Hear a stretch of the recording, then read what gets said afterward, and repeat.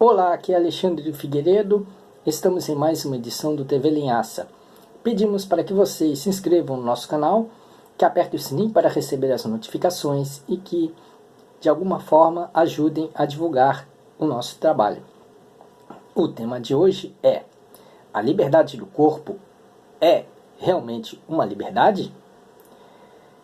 Recentemente, a revista Carta Capital publicou uma matéria sobre o tal movimento Corpo Livre, que supostamente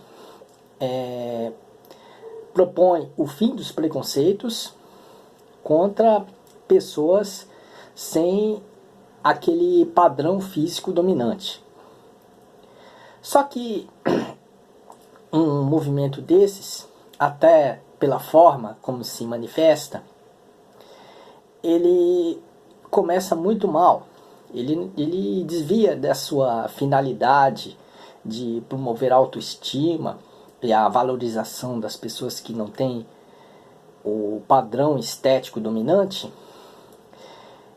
e distorce todo esse sentido, promovendo a erotização do corpo, como se a sensualidade ela fosse a medida de todas as coisas em termos de afirmação do ser humano. Só que esse movimento Corpo Livre, ele mostra o seu aspecto estranho, porque em vez de fortalecer, de propor a valorização das pessoas fora do padrão, ela, ao usar esse movimento, ao usar a sensualidade como medida de todas as coisas, no que se diz a expressão do ser humano,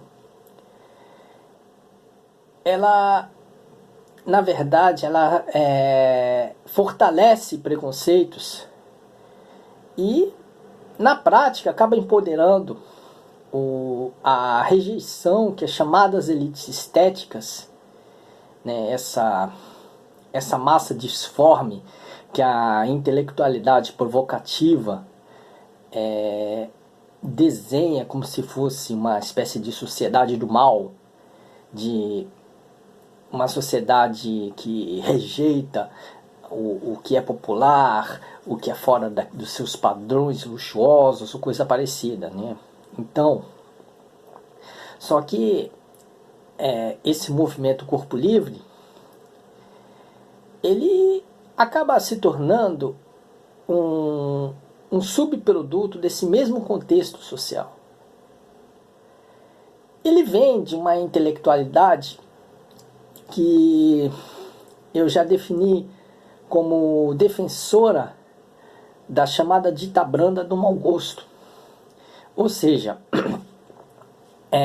sob a utopia de que a provocatividade por si só iria transgredir normas, regras ou coisa parecida, mas num contexto muito diferente das antigas manifestações populares ou das antigas manifestações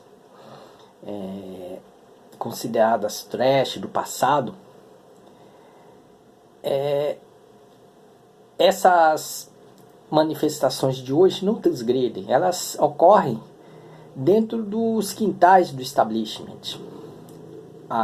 O discurso da liberdade do corpo, na verdade, não é um discurso livre, porque faz com que a consciência humana seja escrava de uma espécie de sensualismo ou sensualidade de guerra.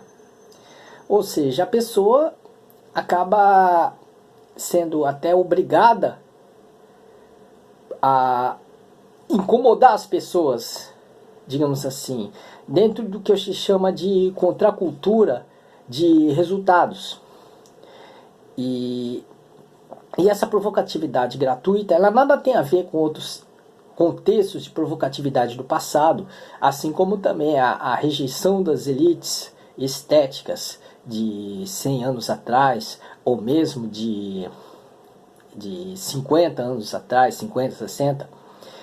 Não se pode comparar com a rejeição que pessoas consideradas esclarecidas fazem a aspectos do grotesco ou do popularesco. Então, o movimento Corpo Livre, ele tem como seu método um grande equívoco.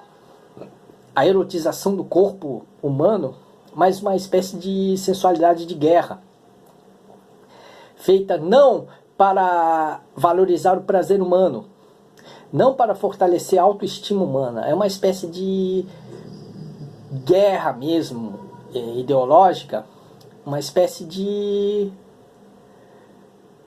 uma relação narcisista de ódio ao outro. Por quê? Porque vemos, por exemplo, o caso de mulheres com obesidade mórbida se erotizando, como se fosse como uma paródia. Às vezes as pessoas nem se perguntam por que essa tal da liberdade do corpo realmente é liberdade. As mulheres objetos, inclusive, estavam tentando pegar carona nesse discurso para dizer que não são machistas, né? Temos integrantes de banheiro do Gugu, mulheres frutas, coisas assim, que só vivem de mostrar fotos sensuais, erotizar, como se o Instagram fosse o quarto dela. Aí elas caíram na contradição de achar que, exibindo seus corpos na internet, elas estavam mostrando para si mesmas, quando na verdade elas estavam se mostrando a homens pervertidos na internet, porque a internet não é o quarto da pessoa, não é a pessoa não está lá diante do espelho, está lá diante de uma plateia virtual de milhares de pessoas. Já tem fotos dessas mulheres que se gabam em sensualizar demais. Já tem fotos em sites de prostituição da Europa. Aí elas não gostam. Então, esse discurso da liberdade do corpo, ele mostra um equívoco. Será que as muito obesas estão se erotizando como paródia? Será que elas estão parodiando a si mesmas? E aquilo que o falecido antropólogo Roberto Bergaria fala de autoesculhambação do povo pobre, esse também não seria um preconceito? Seria também uma falta de liberdade? Essa elite considerada bacana, santificada nas redes sociais, nos meios acadêmicos e tudo, será que elas querem mesmo que o povo pobre seja livre? Ou que as pessoas fora do padrão sejam livres? A erotização de mulheres com obesidade mórbida, de homens também, não será uma galhofa?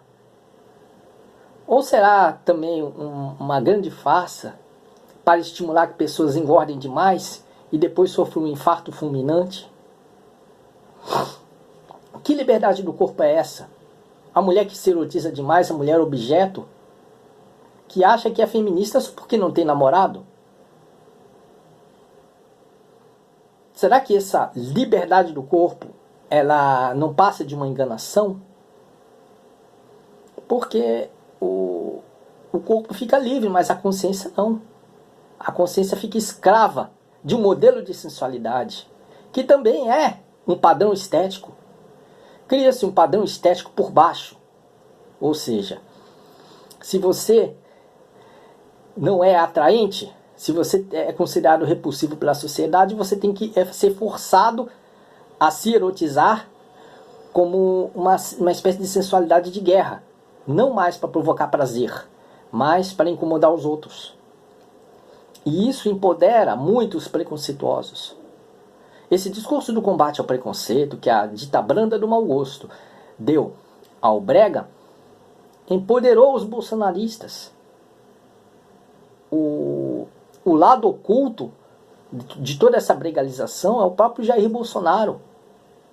Essa provocatividade que Pedro Alexandre Sanches tanto falava está simbolizada em Damaris Alves, em Abraham Weintraub.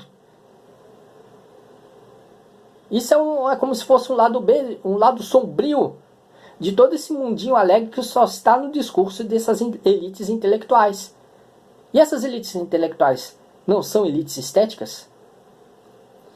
Esses intelectuais se vendem como progressistas, tentando escrever textinho para agradar gente como Altamiro Borges, ou o portal Brasil 247, ou mesmo a Carta da Capital. Mas é um pessoal muito preconceituoso, apesar de todo esse discurso de ser sem qualquer tipo de preconceito, porque os preconceitos são outros. O funk tem um rigor estético nivelado por baixo. Um rigor estético inflexível, pior do que se atribui, do que se acusa oficialmente a bossa nova de ter. A liberdade do corpo não é livre. Ela impõe uma sensualidade que mais escraviza as mentes humanas. Uma erotização forçada, obsessiva, compulsiva, ou seja, nada livre. Tatuar o corpo também não é liberdade. A pessoa faz isso como se fosse um boi recebendo o carimbo da fazenda do seu dono. E a erotização de pessoas consideradas não atraentes é algo que mais força a barra, e forçando a barra não permite a autoestima, o fortalecimento da autoestima. O que se tem que se fazer contra a gordofobia, contra a homofobia e pelo empoderamento feminino, entre outras coisas, é criar condições sociais para a valorização dessas pessoas no cotidiano humano. Não é a erotização, a força, que uma espécie de sensualidade na marra, que vai valorizar as pessoas. Muito pelo contrário. Isso desvaloriza, expõe as pessoas numa situação ridícula e acaba mais fortalecendo os preconceitos sociais que vitimam essas pessoas. As pessoas acabam as pessoas que erotizam demais acabam tendo uma imagem, ainda que equivocada, de pessoas vendidas, de pessoas oferecidas. E não adianta fazer uma guerra, né, porque tem ideólogos da dita branda do mau gosto que dizem, porque são as elites que se incomodam com isso, a pessoa parece repulsiva porque a sociedade é que considera, que é efeito da sociedade que vivemos. Tem que perceber as coisas mesmo. O funk, a erotização das mulheres objeto, das pessoas fora do padrão, essa erotização forçada, tudo isso não combate preconceitos, não fortalece autoestimas e também não trazem progresso algum para as classes populares e para as chamadas minorias sociais, que são minorias não no sentido numérico, mas no sentido de poder de decisão nessa sociedade desigual em que vivemos. Então é isso. Ficamos por aqui e até a próxima semana faremos um outro vídeo e espero que vocês tenham gostado. Um abraço a todos e até a semana que vem.